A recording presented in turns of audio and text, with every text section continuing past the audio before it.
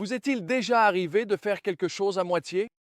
Peut-être avez-vous commencé un régime mais n'avez pas pu résister à une part de gâteau ou entamer un projet que vous avez laissé inachevé. Aujourd'hui, nous allons plonger dans un moment crucial de l'histoire d'Israël qui nous montre les conséquences dangereuses de l'obéissance partielle à Dieu. Notre passage se trouve dans Juges 1 à 3:6 et il révèle une vérité saisissante. L'obéissance partielle, en général, conduit souvent à un échec total.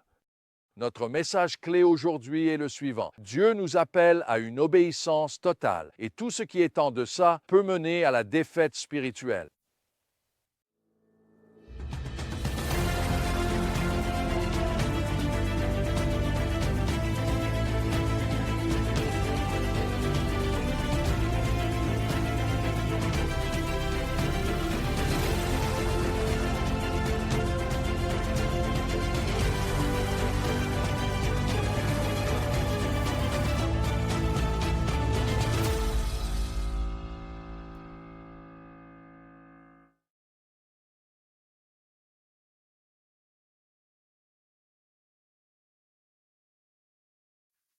En ouvrant le livre des Juges, nous nous retrouvons à un carrefour. Josué est mort et une nouvelle génération a la tâche de terminer la conquête de Canaan. Au début, les choses s'annoncent prometteuses. Juge 1,4 nous dit que lorsque Juda attaqua, le Seigneur livra les Cananéens et les Phéréziens entre leurs mains et ils abattirent 10 000 hommes à Bézek. Dieu était clairement avec eux, tout comme il l'avait été avec Josué. Mais en poursuivant la lecture, nous voyons apparaître un schéma inquiétant. Encore et encore, nous lisons des phrases comme Manassé ne chassa pas les habitants de Beth-Shéan, Juge 1,27. Éphraïm ne chassa pas non plus les Cananéens qui habitaient à Gézer, 1,29. Et Zabulon ne chassa pas non plus les Cananéens habitant Kitron, 1,30. Les Israélites se contentaient d'une obéissance partielle permettant à des poches de la culture cananéenne de subsister au sein de leur peuple. Cela peut ne pas sembler grave au début. Après tout, ils avaient conquis la majeure partie du pays, n'est-ce pas? Mais l'avertissement de Dieu, Juge 2, versets 2 et 3, révèle la gravité de leur erreur.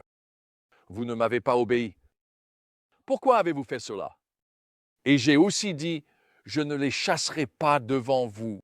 Ils deviendront des pièges pour vous, et leurs dieux seront pour vous des pièges.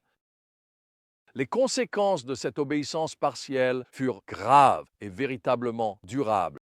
Juges 2, versets 11 et 12 disent « Les Israélites firent le mal aux yeux du Seigneur et servirent les Baals.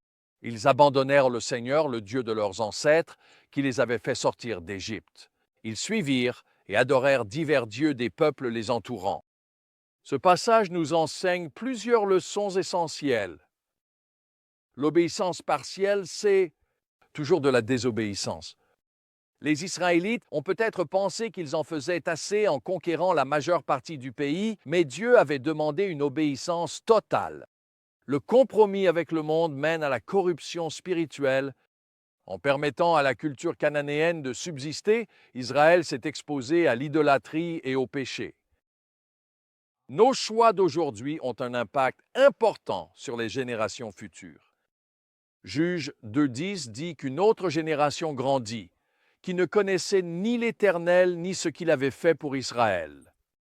L'obéissance partielle des parents a conduit leurs enfants à une désobéissance totale et à l'ignorance de Dieu. Les avertissements de Dieu sont pour notre protection. Lorsque Dieu a demandé à Israël de chasser tous les Cananéens, ce n'était pas arbitraire. Il connaissait le danger spirituel qu'ils représentaient. Je vais partager une histoire personnelle qui illustre la puissance de l'obéissance totale. Au début de mon ministère, j'ai eu le privilège de rencontrer secrètement un groupe de jeunes en Allemagne de l'Est communiste. C'était un moment d'un danger incroyable pour eux de rencontrer quelqu'un de l'Ouest et encore plus risqué pour eux d'adorer Jésus. Le prix à payer pour suivre Jésus était potentiellement énorme. Leur avenir, leur éducation, peut-être même leur vie. Alors que nous étudions la parole de Dieu ensemble, l'une des filles a fait une prière simple mais profonde. « Je te suivrai quel qu'en soit le prix. » Ces paroles ont éveillé quelque chose dans ce groupe. Un par un, chacun des jeunes a prié la même chose, les larmes coulant sur leurs joues. Je te suivrai toujours, quel qu'en soit le prix. Ces jeunes comprenaient ce que signifiait suivre Jésus pleinement. Ils ne se contentaient pas d'une obéissance partielle ou d'une foi confortable. Ils étaient totalement engagés, quelles que soient les conséquences. Leur engagement contraste fortement avec celui des Israélites, des juges qui ont choisi la voie plus facile de l'obéissance partielle. Alors, qu'est-ce que cela signifie? Pour toi et pour moi, examine ta vie pour y déceler des domaines d'obéissance partielle. Y a-t-il des Cananéens que tu permets de rester dans ta vie? Je parle d'habitude, d'attitude ou de compromis que Dieu t'a demandé d'éliminer. Reconnais les conséquences à long terme du compromis. Ce qui peut sembler être une petite concession aujourd'hui pourrait devenir un problème spirituel majeur à l'avenir. Engage-toi à une obéissance totale. Même lorsque c'est difficile, comme ces jeunes croyants allemands, nous devons être prêts à suivre Dieu, quel qu'en soit le prix. Sois conscient de ton influence sur les autres, surtout sur la prochaine génération. Ton obéissance ou ta désobéissance ne t'affecte pas seulement toi, elle a un impact sur tous ceux qui t'entourent. Aie confiance que les commandements de Dieu sont pour ta protection, ta bénédiction. Quand Dieu nous appelle à l'obéissance, ce n'est pas pour nous restreindre, mais pour nous protéger du mal et nous mener à l'accomplissement véritable.